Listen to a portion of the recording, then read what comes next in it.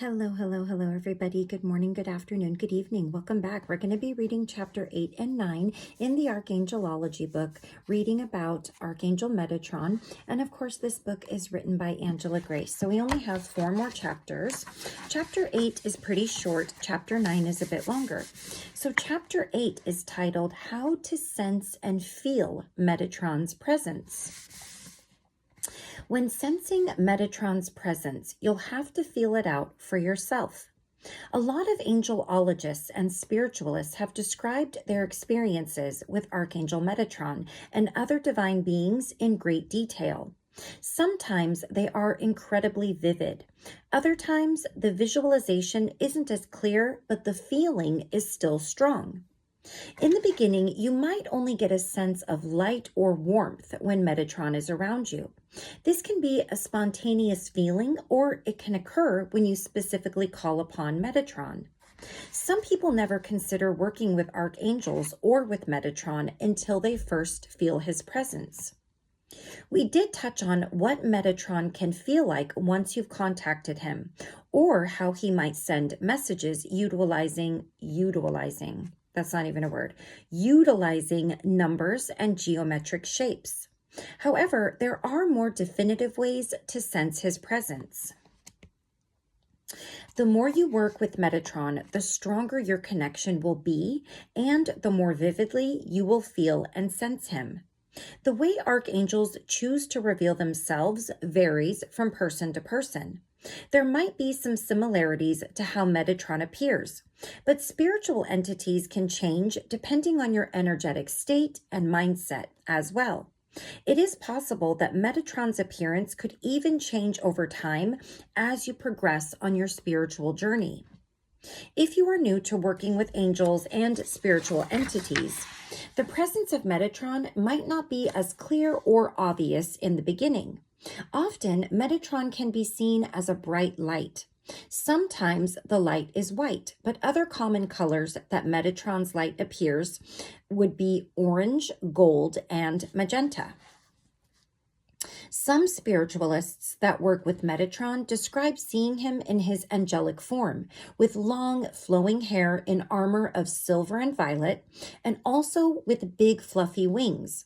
There is no right or wrong way to see angels, and angels and archangels are very aware of the way that humans depict them in the pictures that we oftentimes see, with the wings, with the halo, with the robes on and the jewels or the embellishments. And so they can appear to you in that way, but usually they will intuitively know what way you will best receive them, be comfortable in receiving them, and recognize them if they're going to come to you in a way other than in just an energetic feeling. So they are very aware of what we think in our minds angels look like.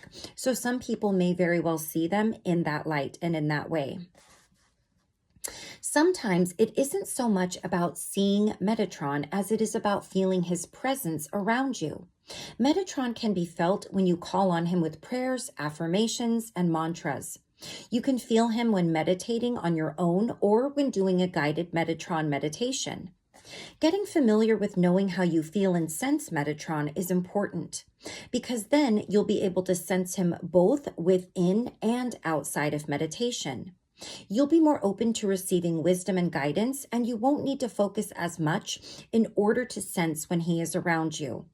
This way, when his presence is spontaneous or he comes to you without being invoked first, you will know right away and be ready.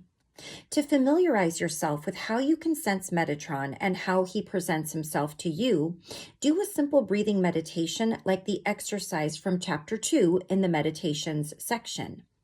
By deep breathing and relaxing into your meditative state, you'll be able to reach out with your mind and feel Metatron. When you are beginning to contact and work with Metatron, keep a notebook with you. Write down whatever thoughts, feelings, and sensations you experience when reaching out to him. When you go back and analyze your notes, you can determine what seems right in terms of what Metatron feels like. Working with divine entities is incredibly intuitive. When you sense Metatron, you'll know what he feels like. Having notations can really help you release your own inhibitions and trust your intuition. When you trust yourself, you'll also trust what you feel from Metatron. I think that's very important. Trusting your intuition and also paying attention to it. The more you pay attention to it, the more that you follow it, the more that you trust it, and the more that you recognize it, and the more that you can actually come to rely upon it as just living a part of your daily life in many things that you do, from big decisions to small decisions, everything. The more you use it, the more you use it. That's, I guess, the best way to describe it. All right, now chapter 9, write a letter to Metatron. Since Archangel Metatron is a companion and guide, there are some exercises you can do that will bring the two of you closer together on a more personal level. Even though Metatron is a divine being, you should still build a relationship with him, both a working and personal one. The simple act of writing letters to Archangel Metatron is a good practice for getting to know your angelic companion better. This is also one way to feel like you have a friend who listens to you. When you write to Metatron, it is important to approach it as if you were writing a letter to a friend of yours. You'll want to get comfortable with the idea of Metatron being a friend, not just a guide or helper. If you enjoy writing letters to Metatron, you might even want to reserve a journal or a notebook for it, or for those letters. What you'll need for this activity is a blank piece of paper, lined or unlined, an envelope, a pen, and sealing wax, which is optional if you have it, or you can use a sticker. If you write lengthy letters, you might want to have some spare paper on hand in case you run out of space on the original sheet. Write your letter like you are addressing it to a friend or a loved one. Not only is this a chance for you to contact Metatron as a companion, but you can also use it for prayer requests for yourself, friends, family, and even pets. Try to balance a more casual nature with your prayer requests. This exercise is a healing one, but it is also meant to strengthen your relationship with Metatron. So try not to cram in every request you have. Write other things to your Archangel companion as well. Let yourself get creative and don't limit yourself to a single page. While Metatron might not write back, this is at least a way in which you can tell him more about yourself. The more he knows about you, the more your energies can align and you can do some incredible things together. Once your letter is written, fold it up and put it in your envelope. Seal the envelope and then address it to Archangel Metatron. For an added flair and a touch of magic, use sealing wax and a seal on the back side of the envelope. You can also draw symbols if you want to do that as well. Set the envelope on your altar or in intention space for the remainder of the day or even overnight. Then, when you sit in the space, open the letter and read it aloud to Metatron. You might want to say a small prayer or do a quick meditation before you get started in order to invoke him and invite his presence. And I would also add so that you can be more present as well. While you are reading, don't just reiterate what you've put on the page. Give it life. Give it tone, emotion, and style. Speak as though you were carrying on a conversation with a friend. This genuine communication will be another energetic exchange between you and Metatron as it reveals more about your personality. After reading your letter, fold it back up and keep it, or fold it up and burn it. If you choose to burn the letter, do so in a contained fireproof container and make sure you have the necessary safety measures in place to prevent the fire from getting out of control. Also, don't hold the letter while you're burning it. I wonder why. Over the next several days and weeks, keep an eye out for subtle changes that relate to your letter and the requests that you made on it. Anytime you notice one of these changes, make sure to say a thank you prayer to Metatron or have a small thankful ritual to honor his participation. Writing letters to your archangels is a good way to keep in communication with them. Between people and divine beings, sometimes the messages can get lost in translation, literally. By writing somewhat regular letters to Metatron, you keep the line of communication open, and you might even notice that he starts to contact and communicate back. I think there is something, I think a lot of people believe that archangels are these extremely, they are higher powers of being, to be sure, but that they are very inaccessible. And why would they want to bother with just little old me or little old you and our little old problem when there's so many other, people in this world who probably have worse problems than we do, or worldwide problems overall. So why would they want to take the time to help us? Why would they want to take the time to care? But archangels, just as our angels and guides, this is what they were created for. They are here to assist us. They want to assist you. They do assist you, maybe not so much the archangels, but your guides and your guardian angels, they do assist you to a point. And as I explained in an earlier video, you do have to give them permission to intercede fully, since we do have free will. So there is that line that's sort of drawn, and they cannot go past that line unless you give them permission to do so. With archangels, it is the same thing, except you really do need to call upon them because they are always there.